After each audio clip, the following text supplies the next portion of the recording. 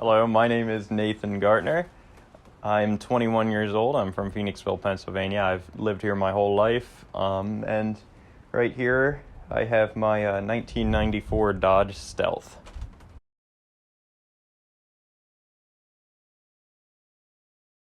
One of the big things, honestly, was would have probably been a game on the PlayStation 2 called Midnight Club 3.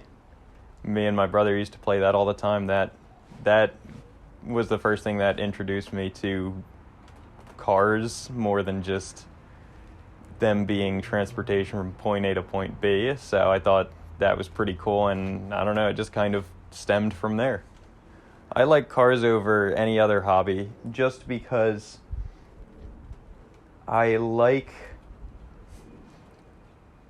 how they look, I like how they sound, I like the aura behind them. Like, if you were to see some sort of unusual car on the street, it's exciting to see. It's almost akin to like bird watching to a degree, because you go out and you see something that you've never seen before, or you don't see very often, or you've only seen it in pictures or in books, and you finally see it in person, and it's neat to see. And I think that's why I like them, just because they are just neat things to look at, and it's just fun to it's just really fun to see what is out there, what other people have, what other people drive, what they've done to theirs, and just seeing them out and about. Oh, my first car was a 1994 Olds Cutlass Sierra,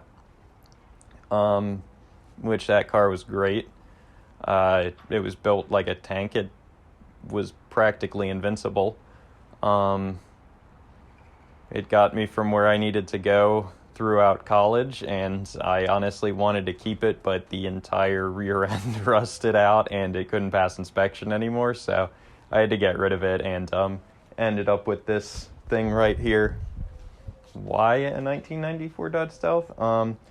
Mostly because it showed up on Craigslist and I thought it looked interesting, and honestly, before seeing it, I couldn't really have cared less about them. But I saw it on Craigslist and it was pretty cheap, so I was like, you know what, this sounds like it would be kind of interesting, and it seemed like it would be an interesting project to undertake because it didn't need any sort of like ridiculous body work or anything, or any high level mechanics. It just needed some pretty basic refurbishment in the engine, and then it was running again. So that's really why I picked it. It was just happened to be the right price and caught my eye. I don't have really any modifications to this car unless you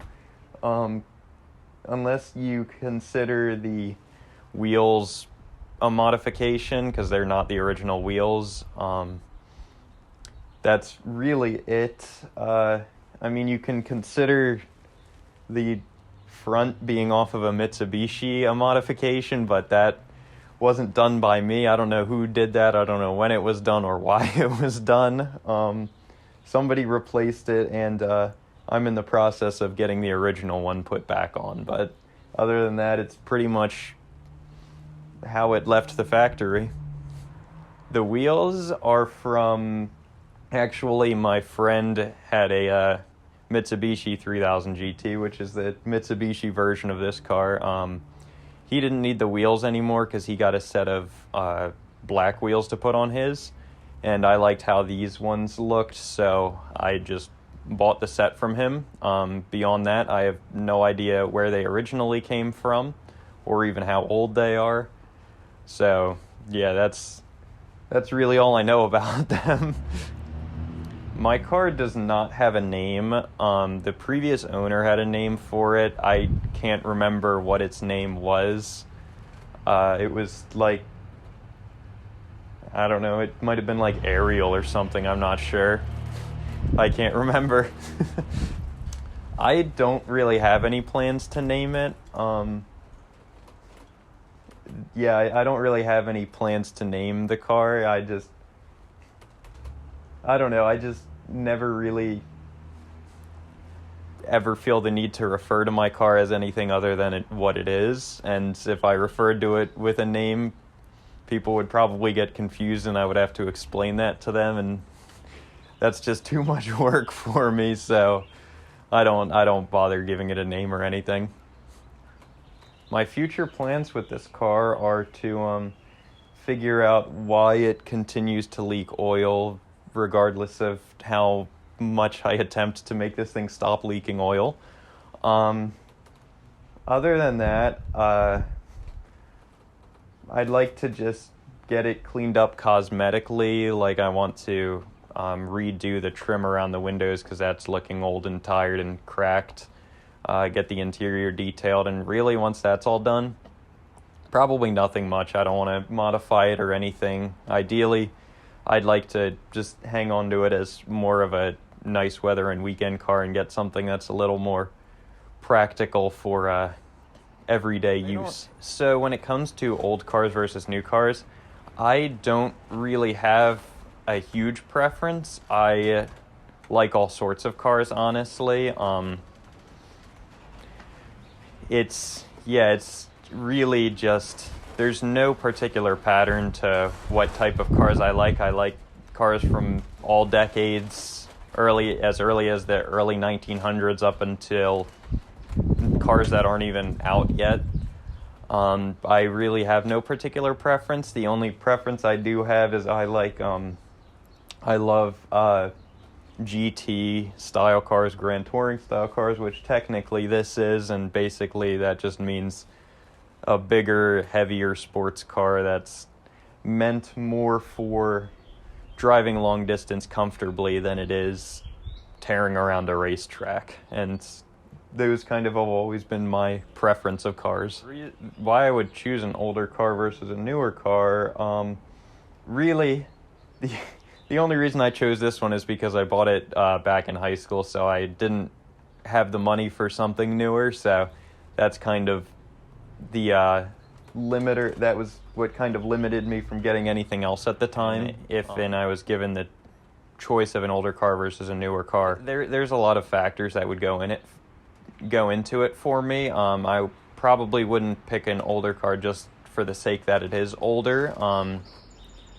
For me, it would just have to tick specific boxes for me. And occasionally there will be older cars that have features that newer cars just don't have, that you just don't see anymore. And that's one of the reasons I would see me not picking an older car over a newer car.